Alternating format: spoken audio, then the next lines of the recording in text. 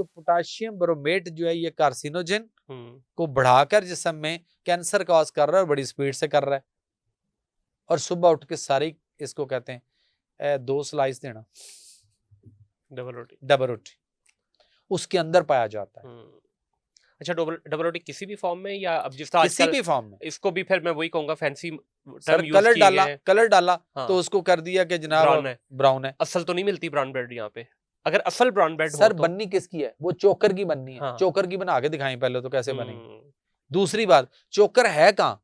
नहीं जो ये जो छान होता था उसी को कहते हैं ना भूसा, तो वो छान है कहाँ?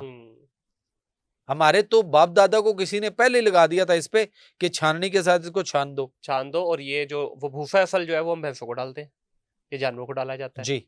ठीक है। आप किसी को कहीं वो इसको करो तो कहते हैं नहीं ये तो ये जो मल्टीग्रेन सर आए हुए सर मल्टीग्रेन के बारे में ना एक सिंपल सी राय है। देखें, मुख्तलिफ चीजें अल्लाह ताला ने मुख्तलिफ अदवार में पैदा की, मुख्तलिफ टाइम में, साल में देखें ना डिफरेंट टाइम में आती हैं। आप किसी भी चीज को जो भी लेना है खाना है उसको कोशिश करें कि आप उसको सिंगल डिश पे रखें।